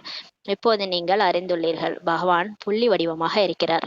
இப்போ நம்ம புரிஞ்சுக்கிட்டோம், கடவுள் ஏதோ ஒரு உடல் வர்றதில்ல, கிருஷ்ணர் மாதிரி அப்படியே பெரிய உடல்ல விஸ்வரூப தரிசனம் கொடுப்பாரு, குதிரை மலை ஏறி கல்கி அவதாரம் எடுத்து வருவாரு, அப்படியெல்லாம் நம்ம நினைச்சிட்டு இருந்தோம் பக்தி மார்க்கத்துல.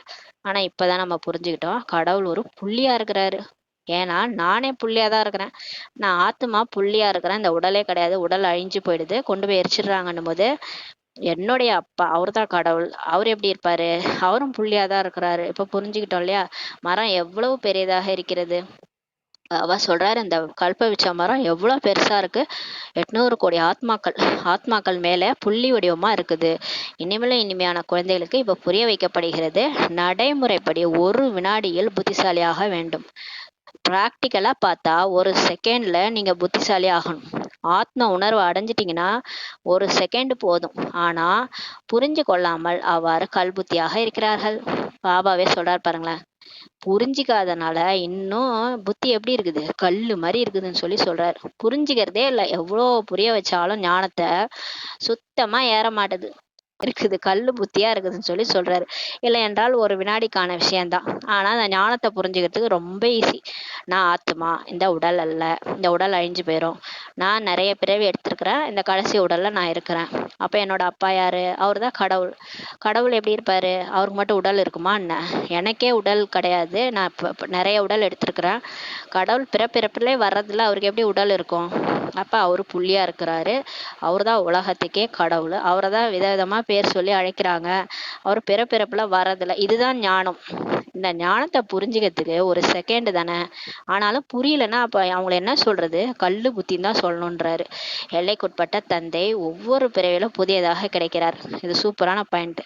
இப்ப பாருங்க, எல்லைக்குட்பட்ட அப்பா இருக்கிறார்ல, இந்த இந்த உடம்பு இருக்கும்போது ஒரு அப்பா, போன பிறவில வேற உடம்பு இருக்கும்போது இன்னொரு அப்பா, அதுக்கு முன்னாடி ஒரு வேற பிறவில இருக்கும்போது இன்னொரு அப்பா. அப்ப ஒரு எல்லைக்குட்பட்ட தந்தையும் ஒரு பிறவிலையும் புதுசு புதுசா கிடைக்கிறாங்க. ஆனா இந்த எல்லையற்ற தந்தையை பாருங்க, ஒரு முறைதான் நமக்கு வராரு.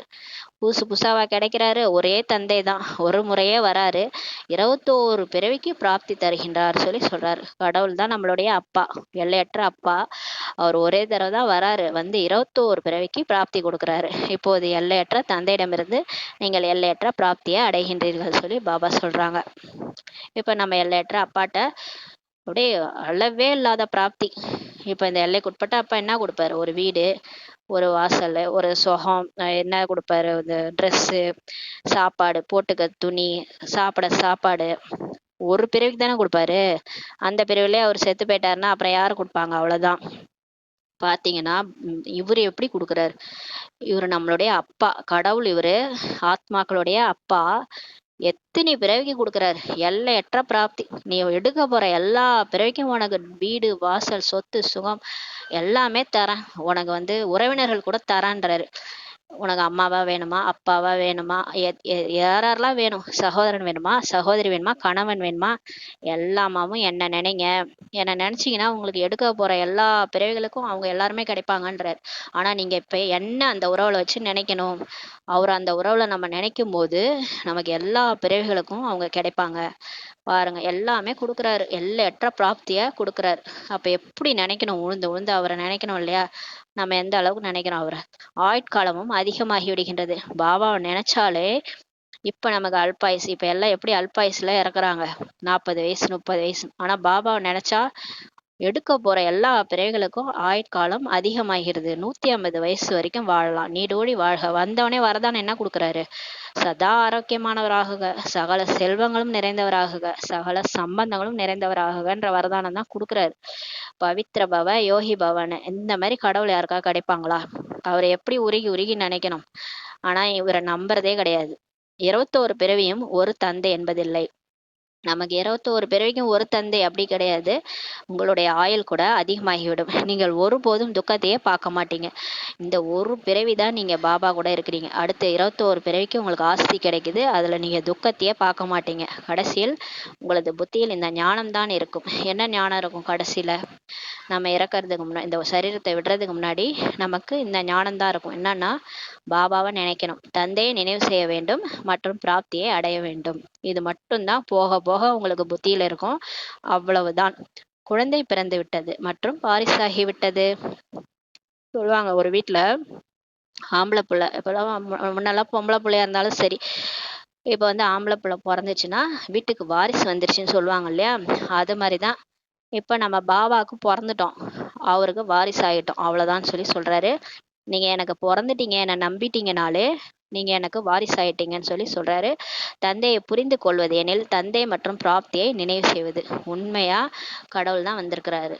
பிரம்மா பாபா உடல்ல என்னுடைய கடவுள் தான். நான் பக்தியில தேடி தேடி அலைஞ்சேன்ல, அவர் தான் வந்திருக்கிறாரு. போன கல்பத்துல 5000 வருஷத்துக்கு முன்னாடி நான் கண்டுபிடிச்சேன்ல எங்க அப்பாவை, அவரு தான் வந்திருக்கிறாரு அப்படின்னு புரிஞ்சுக்கிட்டீங்கன்னா அவருடைய அவரையும் உங்களால நினைவு செய்ய முடியும், பிராப்தியையும் நினைவு செய்ய முடியும் சொல்லி பாபா சொல்றாரு. தந்தையை புரிஞ்சு கொள்வதுனா தந்தையும் பிராப்தியையும் நினைவு செய்வது, தூய்மையாக வேண்டும், அவ்வளவுதான் சொல்லி பாபா சொல்றாரு. ஆனா பாபா எதிர்பார்க்கறது தூய்மையாகணும், அவ்வளவுதான். நம்ம இந்த 5 விகாரத்துல இருந்து வெளியே வரணும், அவ்வளவுதான். தெய்வீக குணத்தையும் தாரணை செய்ய வேண்டும். பாபாவுடைய குணம் என்னவோ அதுதான் என்னுடைய குணம். தெய்வீக குணம் இருந்தாதானே தேவதை ஆக முடியும், அப்பதானே சொர்க்கத்துக்கு போக முடியும். தந்தை மற்றும் பிராப்தி எவ்வளவு சுலபமானது, லட்சியம் குறிக்கோளும் எதிரில் இருக்கின்றது சொல்லி பாபா சொல்றாரு. எவ்வளோ ஈஸி. அல்லாஹ் மற்றும் ஆஸ்தி. அல்லான்றது சிவன், சிவன் மற்றும் அவருடைய பிராப்தி வந்து என்னதுன்னா சொர்க்கம். எவ்வளோ ஈஸி, நினைக்கிறது கஷ்டமா என்ன? வீட்டுல ஒரு படம் ஒட்டி வச்சுட்டு பார்த்தா என்ன? லட்சியம் குறிக்கோளும் எதிரில் உள்ளதுன்னு சொல்லி பாபா சொல்றாரு. இப்போது குழந்தைகள் சிந்தனை செய்ய வேண்டும். நாம் செய்தித்தாள் மூலம் எப்படி புரிய வைப்பது? இப்ப பாபாவுக்கு நம்ம சேவை பண்ணணும் இல்லையா? இப்ப யோசிங்க, எப்படி நம்ம செய்தித்தாள்ல புரிய வைக்கிறது? திருமூர்த்தியும் கொடுக்க வேண்டும். ஏனென்றால் புரிய வைக்கப்படுகிறது, பிரம்மா மூலமாக படைத்தல், பிராமணர்களை பாவனமாக்க தூய்மையாக்க தந்தை வந்திருக்கிறார். இப்ப நமக்கே பாபா வந்து திருமூர்த்தி படத்தை வைக்க சொல்றாரு. நீங்க நியூஸ் பேப்பர்ல போடும்போது திருமூர்த்தி படத்தை போடுங்கன்னு சொல்லி யுக்தி சொல்றாரு. ஏன்னா சொல்றோம் இல்லையா, பிரம்மா மூலமா படைத்தல்ன்ட்டு, அதனால அந்த படத்தை பார்க்கும்போது புரிஞ்சுக்குவாங்க. பிராமணர்களை தூய்மையாக்க இப்ப பாபா வந்திருக்கிறார். எனவே ராக்கி கூட அணிவிக்கிறார். பத்தித்த பாவனர் பாரதத்தை தூய்மையாக்குகின்றார். ஒவ்வொருவரும் தூய்மையாகணும்னு சொல்லி போடுங்க நியூஸ் பேப்பர்ல. ஏனென்றால் இப்போது தூய்மையான உலகம் படைக்கப்படுகின்றது. சொர்க்கத்துக்கு நம்ம போயிட்டு இருக்கிறோம் இந்த தூய்மையற்ற உலகத்துல இருந்து. அப்ப தூய்மையாகணும். இப்போது உங்களுடைய 84 பிறவி முடிவடைகின்றது. யார் அதிக பிறவி எடுத்தாங்களோ அவர்கள் மிக நல்ல முறையில் புரிந்து கொள்வார்கள். பாருங்களேன், இந்த ஞானத்தை யாருக்கு நல்லா புரியும்? யார் 84 பிறவி எடுத்தாங்களோ, அதிக பிறவி எடுத்திருக்கிறாங்களோ அவங்களுக்கு தான் அந்த ஞானம் புரியும். கடைசியில் வருவோருக்கு அவ்வளோ மகிழ்ச்சி ஏற்படாது. சில பேர் வருவாங்க, ஞானம் கேட்டா ஒரு முகத்துல ஒரு டிஃபரன்ஸும் தெரியாது, அப்படியே உட்காந்துருப்பாங்க. புரிஞ்சுதா புரியலையா ஒண்ணுமே தெரியாது. ஏன்னா அவங்களுக்கு மகிழ்ச்சி வரல. யாருக்கு அவ்வளோ மகிழ்ச்சி வருதோ அவங்க நிறைய பக்தி செஞ்சிருப்பாங்க, பாபாவை தேடி தேடி அலைஞ்சிருப்பாங்க, 84 பிறவி அதிக பிறவி எடுத்திருப்பாங்க. அதனால அவங்களுக்கு தான் இந்த ஞானம் புரியும்னு சொல்றாரு. ஏனென்றால் பக்தி குறைவாக செய்வார்கள். கடைசியா வர்றவங்களுக்கு மகிழ்ச்சி அதிகமா இருக்காது. ஏன்னா அவங்க பக்தி நிறைய பண்ணியிருக்க மாட்டாங்க. பக்தியிலேயே கடவுளை தேடலைன்னா அப்ப ஞானத்துல மட்டும் அந்த கடவுளை புரிஞ்சுக்க போறாங்களா என்ன? பக்தியே கம்மியா செஞ்சிருக்கிறவங்களுக்கு கண்டிப்பா பகவானுடைய அந்த ஈர்ப்பு ஏற்படாது. பக்திக்கால பலன் தருவதற்கு தந்தை வருகின்றார். நம்ம கோயில் கோயிலா ஏறி ஏறி அலைஞ்சு கடவுளை தேடணும் இல்லையா? நமக்கு கடவுளே கிடைச்சிட்டாரு.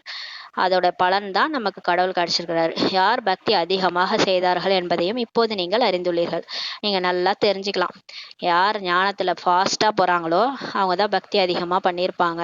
முதல் நம்பரில் நீங்கள் தான் வந்தீங்க, நீங்க தான் சரியான பக்தி செஞ்சீங்கன்னு சொல்லி பாபா சொல்றாரு. நம்ம தான் ஃபர்ஸ்ட் வந்தோம், நம்ம தான் ஃபர்ஸ்ட் பக்தியும் நிறைய செஞ்சோம்.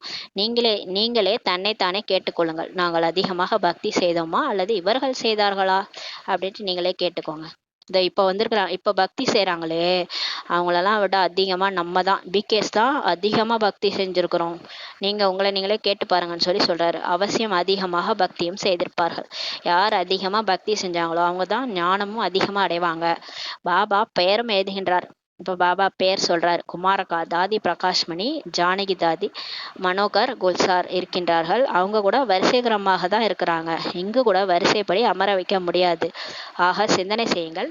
ரக்ஷாபந்தன் பற்றி செய்தித்தாளில் எப்படி வெளியிடுவது? பாபா சொல்றாரு, இப்போ நியூஸ் பேப்பர் மூலமா நம்ம ஞானம் வெளிவரணும். இப்போ ரக்ஷாபந்தன் வரப்போகுது இல்லையா, அதை பத்தி செய்தித்தாளில் எப்படி நியூஸ் போடுறதுன்றத யோசிங்க. இதுவும் சரிதான். மந்திரிகளிடம் செல்கிறீர்கள், ராக்கி அணிவிக்கிறீர்கள், ஆனால் அவர்கள் தூய்மையாவதே இல்லை. ஆனால் நம்ம வந்து ராக்கி ஃபங்க்ஷன் போகிறோம், சிஸ்டர்ஸ் எல்லாம் போகிறாங்க, மந்திரிகள் எல்லாருக்குமே ராக்கி அணிவிக்கிறாங்க, சிஎம் பிஎம் அந்த மாதிரி எல்லாரும் போகிறாங்க, ஒரு இடமும் விடுறதில்ல. ஆனாலும் அவங்களாம் தூய்மை ஆகிறதே இல்லை. சொல்கிறோம் இல்லையா, எல்லாருக்கும் ராக்கி கட்டி விட்றோம், ஆனால் தூய்மை ஆகிறதில்ல. நீங்கள் கூறுகின்றீர்கள் தூய்மையாகுங்கள், அப்போதுதான் தூய்மையான உலகம் படைக்கப்படும். ஆனாலும் ஞானத்தை சொல்லிட்டு தான் வராங்க சிஸ்டர்ஸ்லாம், ஆனாலும் அவங்க தூய்மையாகிறதில்ல. 63 பிறவிகள் விகாரியானீர்கள், இப்போது தந்தை கூறுகின்றார் இந்த கடைசி பிறவியில் தூய்மையாகுங்கள். இப்போ பாபா நமக்கு வந்து சொல்றாரு, இந்த 63 பிறவி நீங்க தூய்மை இல்லாம தான் இருந்தீங்க, எனக்காக இந்த ஒரு பிறவி தூய்மையாகுங்கன்னு சொல்லி பாபா நம்மளை கேட்குறார். தந்தையை நினைவு செய்யுங்கள், அப்போதுதான் உங்கள் தலையில் எந்த பாவ சுமை உள்ளதோ அது நீங்கிவிடும் சொல்லி பாபா சொல்றார். பாபா ஆத்மான்னு புரிஞ்சு பாபாவை நினைக்கணும், பரமாத்மாவை நினைக்கணும். நினைச்சாதான் நம்ம தலை மேல இருக்கிற பாவ சுமையெல்லாம் நீங்கிடும் சொல்லி பாபா சொல்றாங்க. நல்லது. இனிமையான தேடி கண்டெடுக்கப்பட்ட செல்ல குழந்தைகளுக்கு தாயும் தந்தையுமாகிய பாப் தாதாவின் அன்பு நினைவு மற்றும் காலை வணக்கம். ஆன்மீக குழந்தைகளுக்கு ஆன்மீக தாய் தந்தையின் ஆகிய பாப் தாதாவின் நமஸ்தே. சாரி, ஆன்மீக தாய் தந்தையின் நமஸ்தே. நம் ஆன்மீக குழந்தைகள் ஆன்மீக தாய் தந்தைக்கு நமஸ்தே நமஸ்தே நமஸ்தே. தாரணைக்கான முக்கிய சாரம். ஃபர்ஸ்ட் பாயிண்ட், முழு மதிப்பெண்களோடு பாஸ்வித்தானர் கௌரவமாக முழுமையாக தேர்ச்சி பெற வேண்டுமானால் தந்தைக்கு சமமாக ஞான கடல் ஆக வேண்டும். அதாவது ஞானத்துல புலியா இருக்கணும், அப்பதான் வந்து பாஸ்வித்தானர் ஆக முடியும். உள்ளுக்குள் ஏதாவது அவகுணம் இருந்தால் அதனை சோதனை செய்து நீக்க வேண்டும். உள்ளுக்குள்ள நமக்குள்ளார ஏதாவது அவகுணம் இருக்குதுன்னா அதை சோதனை பண்ணி பண்ணி நீக்கணும். எனக்குள்ளார எந்த அந்த அசுர குணங்கள் இல்லதானே, தெய்வீக குணங்கள் எனக்குள்ள எவ்வளோ வந்திருக்குது, இதெல்லாம் செக் பண்ணுங்க. சரீரத்தை பார்த்தும் பார்க்காதவராக இருந்து ஆத்மா என உறுதி செய்து ஆத்மாவோடு பேச வேண்டும் சொல்லி பாபா சொல்றாரு. கணவன் மனைவி அந்த மாதிரி இருந்தால் நல்லா இருக்கும். சரீரத்தை பார்க்காம அவங்க ஆத்மாவை பார்த்து ஆத்மான்ட்டு புரிஞ்சுக்கிட்டு ஆத்மாவோட பேசுங்கன்னு சொல்லி சொல்றாரு. 2வது பாயிண்ட், தன்னுடைய ஒவ்வொரு காரியத்தையும் சுலபமாக நடைமுறைப்படுத்த யோக பலத்தை அதிகமாக சேமிப்பு செய்ய வேண்டும். செய்தித்தாட்கள் மூலமாக ஒவ்வொருவரும் தூய்மையாவதற்கான செய்தியை கொடுக்க வேண்டும். பிறரை தன்னை போல் மாற்றுவதற்கான சேவை செய்ய வேண்டும். இப்போ நம்ம எப்படி எந்த அளவுக்கு மாறி வந்திருக்கிறோமோ அது மாதிரி மற்றவங்களையும் மாற்றணும். செய்தித்தாள் மூலமா தூய்மையாவதற்கான இந்த ரக்ஷாபந்தன் செய்தியை கொடுக்கறதுக்கு என்ன தலைப்பு கொடுக்கலாம் அப்படின்னு யோசிங்கன்றாரு. வரதானம், தேக உணர்வை ஆத்ம அபிமானி ஸ்திதியில் மாற்றம் செய்யக்கூடிய எல்லையற்ற வைராக்கியம் உடையவர் ஆகுகன்ற வரதானம் கொடுக்குறாரு. இப்போ நம்ம எல்லாருக்குமே தேக உணர்வு தான் இருக்கு. அன்னைக்கு கூட சொன்னார்ல, ஒரு செகண்ட் தேக உணர்வுங்க, அடுத்த செகண்டே ஆத்ம உணர்வு, அல்ல ஒரு செகண்ட் ஆத்ம உணர்வு, அடுத்த செகண்டே தேக உணர்வுல வந்துடுறீங்க. பிகேஸே அப்படிதான் இருக்கிறீங்கன்னாரு. அப்ப தேக உணர்வை ஆத்ம அபிமானி ஸ்திதியில மாற்றம் செய்யக்கூடிய எப்ப அந்த ஆத்ம அபிமானி ஸ்திதி வரும்னா இந்த எல்லையற்ற வைராக்கியம் வரணும், அப்பதான் அது வரும்னு சொல்றாரு. அந்த எல்லைக்குட்பட்ட சன்னியாசிகள் போறாங்கல்ல, வீட்டை வாசலை விட்டே போயிடுவாங்க, எனக்கு இது வேணவே வேணாம், அந்த வீடே வேணாம், நான் போறேன்ட்டு கிளம்பிடுவாங்க. அது வந்து எல்லைக்குட்பட்ட வைராக்கியம். ஆனா நமக்கு எந்த வைராக்கியம் வரணும்? என் கூட எல்லாருமே இருக்கட்டும், இந்த வீட்டிலே தான் இருக்கட்டும், ஆனாலும் இவங்களெல்லாம் நான் நினைக்க மாட்டேன், நான் ஒரு பாபா தான் நினைப்பேன், எல்லாருக்கும் அன்பு கொடுப்பேன், ஞாரா பியாரா அன்பா இருக்கணும், விடுபட்டு இருக்கணும். இதுதான் எல்லையற்ற வைராக்கியம். இது யாருக்கு அதிகமா இருக்குதோ அவங்க வந்து ஆத்ம அபிமானி ஸ்டேஜ்ல தானாவே வந்துருவாங்க. அப்ப இந்த மாதிரி ஆகுகின்ற வரதானம் கொடுக்குறாரு. போக போக ஒரு வேளை வைராக்கியம் துண்டித்து விடுகிறது என்றால் அதற்கான முக்கிய காரணமே தேக உணர்வு ஆகும். நம்ம ஆரம்பத்துல பிகேவா வந்தப்ப ரொம்ப வைராக்கியத்தோட இருப்போம், எனக்கு எதுவுமே வேணாம், ஒரு பாபா போதும், அப்படியே வீட்டை விட்டு ஓடிடுவோம் சென்டருக்கு, பாபாவே நினைச்சிட்டு இருப்போம், அப்படிலாம் இருப்போம். ஆரம்பத்துல வைராக்கியம் நல்லா இருந்தது. ஆனா போக போக வைராக்கியம் குறைஞ்சிருச்சுன்னா அதுக்கு என்ன ரீசன், அதுக்கு என்ன காரணம்னா பாபா சொல்றாரு, தேக உணர்வு. நீங்க உங்கள தேகம்னு நினைச்சுக்கிட்டீங்க, ஆத்ம உணர்வு போயிடுச்சுன்னு சொல்றாரு. எதுவரை தேக உணர்வின் மீது வைராக்கியம் இல்லையோ அதுவரை எந்த ஒரு விஷயத்தின் மீது உள்ள வைராக்கியம் சதா காலமும் இருக்க முடியாது சொல்லி பாபா சொல்றாரு. நான் இன்னைக்கு இதெல்லாம் விட்டுட்டேன், எனக்கு பாபா தான் முக்கியம், இதெல்லாம் வேணாம் அப்படின்னு சொல்லிட்டு சில பேர் போவாங்க. ஆனா எது வரைக்கும் நீங்க தேக உணர்வின் மீது வைராக்கியம் இல்லையோ அது வரைக்கும் எந்த விஷயம் மேலேயும் உங்களுக்கு வைராக்கியம் சதா காலம் இருக்காதுன்னு சொல்லி பாபா சொல்றாரு. சம்பந்தத்தின் மீது வைராக்கியம், இது ஒன்றும் பெரிய விஷயமே அல்ல. இப்ப பாருங்களேன், வீட்டுல இருக்கிறவங்க சம்பந்தம் தொடர்பு, நம்ம வந்து உறவினர்கள், நண்பர்கள் யாருமே எனக்கு வேணாம், ஒரு பாபா போதும், இது ஒன்றும் பெரிய விஷயமே அல்ல சொல்லி பாபா சொல்றாரு. உலகத்தில் கூட சிலருக்கு இந்த வைராக்கியம் வந்துடுது இல்லையா? சாமியாருங்களுக்கு கூட இந்த வைராக்கியம் வருது, வீட்டை விட்டு வெளில போயிடுறாங்க. நிறைய பேருக்கு வீட்டில் இருக்கிறவங்களே பிடிக்காது. ஏன்னா ஒரு வைராக்கியம், யாரையுமே பிடிக்கல எனக்குன்னு சொல்லுவாங்க. அது ஒன்றும் பெரிய விஷயமே கிடையாது. உலகத்துல கூட அந்த வைராக்கியம் எல்லாருக்கும் இருக்குது. ஆனால் இங்கே தேக உணர்வினுடைய விதவிதமான ரூபங்கள் என்னவெல்லாம் இருக்கின்றனவோ அவற்றை அறிந்து தேக உணர்வை ஆத்ம அபிமானி ஸ்திதியில் மாற்றம் செய்ய வேண்டும். பாபா சொல்றது அது கிடையாது, எனக்கு யாரும் வேணாம், எனக்கு பாபா போதும், அந்த வைராக்கியத்தை பாபா சொல்லல. இங்கே தேக உணர்வினுடைய விதவிதமான ரூபம் இருக்கு பாருங்க. நமக்கு என்னென்னலாம் வருது, அதாவது தேக உணர்வுல அகங்காரம் வரும், நான் நான் வரும், பேர் புகழ் வரும், எனக்கு தான் எல்லாரும் என்னதான் புகழணும் அப்படின்லாம் வரும். இந்த விதவிதமான ரூபங்கள் இருக்கும், தேக உணர்வுடைய விதவிதமான ரூபங்கள். அதுல விரதம் இருங்க, அதுல வைராக்கியத்தை வைங்க. இந்த மாதிரி நான் பேச மாட்டேன், நான் யாரு, நான் ஃபரிஸ்தா, நான் பாபாவுடைய குழந்தை. அது மாதிரி என்னென்னலாம் ரூபங்கள் வருதுன்னு செக் பண்ணுங்க. தேக உணர்வுல நமக்கு தேகத்துக்கு பசிக்கும், அந்த தேகத்துக்கு சாப்பாடு போடணும், இதெல்லாம் கூட நிறைய தேக உணர்வு. இதெல்லாம் என்னென்ன இருக்குதோ அவற்றையெல்லாம் அறிந்து தேக உணர்வை ஆத்ம அபிமானி ஸ்திதியில மாற்றம் செய்யணும். அப்ப தேக உணர்வை அப்படியே ஆத்ம அபிமானி ஸ்டேஜ்ல கொண்டு போகணும். இதுதான் எல்லையற்ற வைராக்கியம் உடையவர் ஆகுவதற்கான விதியாகும் சொல்லி பாபா சொல்றாரு. இது ஒரு சிலது தான், இது ரொம்ப ஆழமா நம்ம ஞான சிந்தனை பண்ணும்போது தான் தெரியும் நமக்கு தேக உணர்வுல எது எதெல்லாம் வருது, விதவிதமான ரூபங்கள் நமக்கு எது எதெல்லாம் வருதுன்றதை நம்ம கண்டுபிடிக்கணும். கண்டுபிடிச்சி அது எல்லாத்தையும் ஆத்ம அபிமானி ஸ்திதியில சேஞ்ச் பண்ணிடணும். அப்பதான் அது தேக உணர்வை ஃபுல்லா அழிக்க முடியும். தேக உணர்வு கொஞ்சம் இருந்தாலும் அந்த ராவணனுடைய ஒரு தலையை எடுத்தோன்னா மீதி தலையெல்லாம் ஒட்டிக்கும். ராமர் ஒரு தலைய அறுப்பாரு, மத்த தலையெல்லாம் ஒட்டிக்கும். அப்ப காமத்தை விட்டுட்டேன்னா கோபம் வந்துடும், கோபத்தை விட்டா பற்று வந்துடும். ஏதாவது ஒண்ணு இருந்தாலும் எல்லாம் ஒட்டிக்கும். இப்ப பற்று இருந்தாலே காமம் வந்துடும், கோபம் வந்துடும், பற்றும் வந்துடும், ஆசை பேராசை எல்லாமே வந்துடும். ஏதாவது ஒண்ணு எடுத்தோம்னா மத்ததெல்லாம் ஒட்டிக்கும். அப்ப எதையுமே நான் இதை விட்டுட்டேன்னா சொல்ல முடியாது. ஒட்டு மொத்தமா எல்லாத்தையும் அழிக்கணும்னா என்ன செய்யணும்? ராமர் என்ன பண்ணாரு? ராவணனோட வயிற்றுலதான் அம்ப விட்டாரு. அப்ப நாபில வில்லம்ப விடும்போதுதான் அந்த ராவணன் அழிஞ்சான். அப்ப நம்ம முக்கியமானதே தேக உணர்வு தான், தேக அபிமானம். நான் இந்த தேகம்னு நினைச்சிட்டு இருக்கிறதுனாலதான் எல்லா பிரச்சனைக்கும் காரணம். அப்ப நான் இந்த தேகமே இல்லை, நான் புள்ளியாதான் வந்தேன், புள்ளியா போக போறேன், நான் இந்த உடம்பே கிடையாது, இந்த உடம்பு அழிஞ்சு போக போகுது, நான் இந்த உடல் இல்லை, இந்த தேக உணர்வு அப்படியே ஆத்ம அபிமானி ஸ்டேஜ்ல மாற்றம் செய்யணும். இதுதான் எல்லையற்ற வைராக்கியம் உடையவர் ஆவதற்கான விதியாகும் சொல்லி பாபா சொல்றாங்க. ஸ்லோகன்: சங்கல்பம் என்ற கால்கள் உறுதியாக இருந்ததென்றால் கருமையான மேகங்கள் போன்ற விஷயங்கள் கூட மாற்றம் அடைந்துவிடும் சொல்லி பாபா சொல்றாரு. இங்க பாருங்க, இது ரொம்ப ஆழமான விஷயம். நம்மளுடைய எண்ணம் போல வாழ்க்கைன்னு சொல்லுவாங்க. எண்ணம் என்ற கால்கள் உறுதியா இருக்கணும். நான் பாபா குழந்தை, நான் இப்ப பிகே ஆயிட்டேன், நான் ஆத்மா தான், இந்த உடல் கிடையாது, நான் பாபாவுடைய குழந்தைன்ட்டு உறுதியா இருந்தீங்கன்னா எப்பேற்பட்ட பிரச்சனைகள் வந்தாலும், கருமையான மேகங்கள்ன்றது பிரச்சனை, பெரிய பெரிய பிரச்சனைகள் வந்தா கூட அந்த மாதிரியான விஷயங்கள் கூட மாற்றம் அடைஞ்சிரும். எப்பன்னா நம்மளுடைய திட சங்கல்பம் என்ற கால்கள் உறுதியா இருக்கும்போது நிச்சய புத்தி வெற்றி அடையும். அதுதான் நிச்சய புத்தி விஜயந்தின்னு சொல்லுவாங்க. நிச்சயத்தோட நான் தான் வருங்காலத்துல தேவதையாக போறேன், கடவுள் என்ன செலக்ட் பண்ணியிருக்காரு, என் கூட பகவானே இருக்கிறாரு, 1000 கரங்களுடைய பகவானே எனக்கு தலைக்கு மேல துணைவனா இருக்கும்போது எனக்கு எந்த கவலையும் இல்லைன்ட்டு அந்த சங்கல்பம் என்ற கால்கள் உறுதியா இருக்கும்போது எந்த மாதிரி பிரச்சனைகள் வந்தா கூட அது நம்மளை பார்த்து பயந்து ஓடிடும், மாற்றம் அடைந்து விடும் சொல்லி பாபா சொல்றாங்க. ஓம் சாந்தி. நன்றி பாபா.